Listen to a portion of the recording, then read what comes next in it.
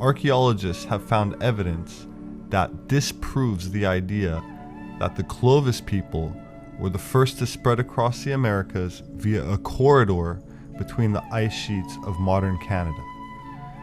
For a better part of the last century, it was taught in all federally funded universities that humans made it from Siberia to Alaska via the Bering Land Bridge before moving down the corridor and populating the rest of North and South America, totally ignoring archaeological evidence in South America which date back over 30,000 years.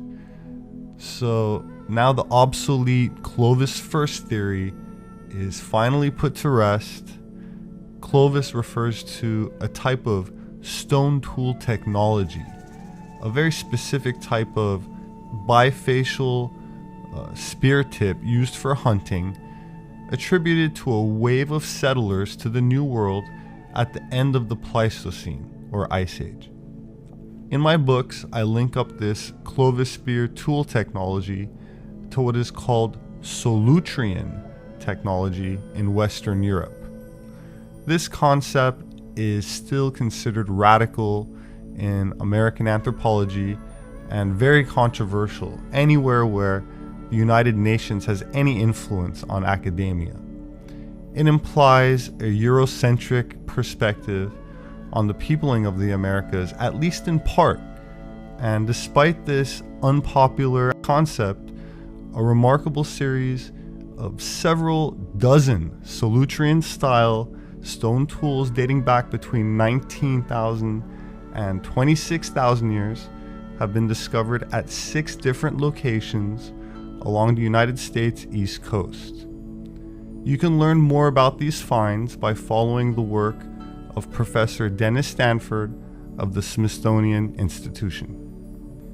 Another fascinating Native American artifact that I document is this green slate stone swastika. And if you look closely, you can see that they are snakes or serpents. This symbol was outlawed in 1940, with Native American tribes abandoning it for political reasons, and it seems odd that it is still forbidden 70 years later, especially when it was held in such high esteem by so many Native American tribes. Enough so to not only be posted on Arizona highway signs before World War II, but the swastikas appear on Clovis spear tips if you look close. So what's the danger here? Are we at risk of a Native American uprising and takeover? Or is this ancient peaceful symbol with global distribution since the Ice Age getting a bad rap by the seemingly academically corrupt winners of World War II? And if so, what aspect of prehistory are they trying to hide? While 1492 is probably most famous as the year given for when Christopher Columbus sailed the ocean blue, it was also a time of great change in Europe, where Jews were facing a choice of mass conversion, expulsion, or worse, a time historically known as the Spanish Inquisition. It seems much of the history we were given about Columbus and the peopling of the Americas is false. Now, talking about Christopher Columbus, a lot of people don't know, but I'm sharing this with you. He was a converso, meaning he too was a crypto-Jew or a Jew in hiding.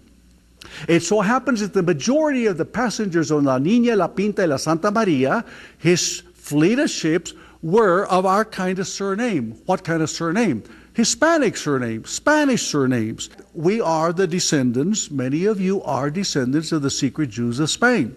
That's the crypto-Jews I'm referring to. But what did the elite members of the occult think about this, such as Manly P. Hall, honorary 33rd degree Freemason? Speaking of America, just how did it get that name anyway? Officially, America is named after the explorer Amerigo Vespucci. But this appears doubtful, like so much of American history, which has transformed a one-time pirate of the family name Griego into an iconic hero named Christopher Columbus. As for America, according to Manly Hall, America is named after the plumed serpent, who is the messenger of the sun. He was the god Quetzalcoatl in Mexico, and in Peru he was called Amaru. From the latter name comes our word America. Amaruca is, literally translated, land of the plumed serpent. My name is Robert Sepehr. I'm an author and anthropologist.